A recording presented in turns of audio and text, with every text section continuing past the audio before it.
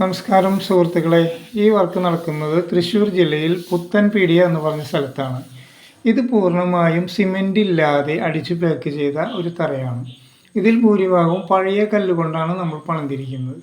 കാരണം പഴയ കല്ലുകൊണ്ട് പണിയാൻ വീട്ടുകാർ ആവശ്യപ്പെട്ടപ്പോൾ നമ്മൾ അത് ചെയ്തു കൊടുക്കാമെന്ന് പറഞ്ഞു. അതുകൊണ്ട് ഇതിനിടയിൽ കല്ല് കിട്ടാതെ വന്നപ്പോൾ പുതിയ 2 ലോഡ് കല്ല് ഇറക്കേണ്ടതായിട്ട് വന്നു.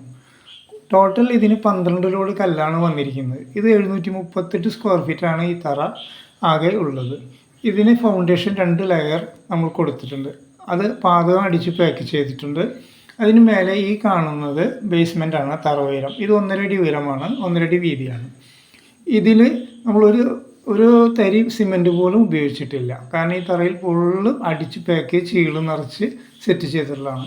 ഇതുപോലെ ചെയ്യുകയാണെങ്കിൽ നമുക്ക് നല്ല ഉറപ്പോടുകൂടി ചെയ്യാവുന്നതാണ്. കാരണം സിമെൻറ്റ് ഇട്ട് പണിയുമ്പോൾ സിമെൻറ്റിന് ഒരു കാലാവധി ഉണ്ട്. ഇതിന് കാലാവധിയിൽ നല്ല സീറ്റിങ്ങോടുകൂടി നിലനിൽക്കുന്നതാണ്. ഇത് തിരക്ക് പിടിച്ച് ചെയ്യാൻ പറ്റുന്ന വർക്കല്ല, സാവധാനത്തിൽ അടിച്ച് പാക്ക് ചെയ്യേണ്ടതാണ്. കാരണം ഇത്തിരി കാശ് ചിലവ് വരുമെങ്കിലും ഈ വർക്ക് വളരെ ഗുണമേന്മയുള്ളതാണ്. ഈ പണിയെക്കുറിച്ച് നല്ല ബോധവാന്മാരായ പണിക്കാരെ കൊണ്ട് ചെയ്യിപ്പിക്കേണ്ടതാണ്. കാരണം ഇത് അറിയാത്തവർ ചെയ്താൽ നിലനിൽക്കില്ല. ഇത് കല്ല് വീതി കുറഞ്ഞ കല്ല് കുത്തിച്ചാരി വെക്കാനൊന്നും പാടില്ല. കെടുത്തിയിട്ടിട്ട് വേണം ഈ വർക്ക് ചെയ്യാൻ. ഇത് വളരെ സാവധാനമേ നമുക്ക് ചെയ്യാൻ കഴിയുള്ളൂ. ഇതുപോലെയൊക്കെ ചെയ്യുകയാണെങ്കിൽ നമുക്ക് ഒരുപാട് ലാഭമുണ്ട്. കാരണം ഈ വർക്കൊക്കെ ചെയ്യുമ്പോൾ സിമെൻറ്റ് ഉപയോഗിക്കുകയാണെങ്കിൽ 5-8 ചാക്ക് സിമെൻറ്റ് ഇതിൻ്റെ പുറം ഭിത്തിയിൽ മൊത്തം പണിയുമ്പോൾ ആവശ്യമായിട്ട് വരും.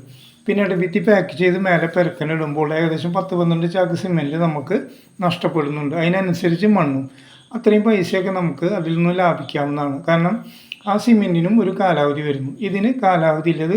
അവിടെ എത്രയും കാലം ഈ വീട് നിലനിൽക്കും അത്രയും കാലം അവിടെ നിൽക്കും. കരിങ്കല്ലിന് ഒരിക്കലും നാശം ഉണ്ടാവുന്നതല്ല. അതുകൊണ്ട് തറ പണിയാൻ ആഗ്രഹിക്കുന്ന കൂട്ടുകാരെല്ലാവരും ശ്രദ്ധിച്ച് ഇതുപോലെ ചെയ്താൽ വളരെ ലാഭമുള്ള ഒരു വർക്കാണ്.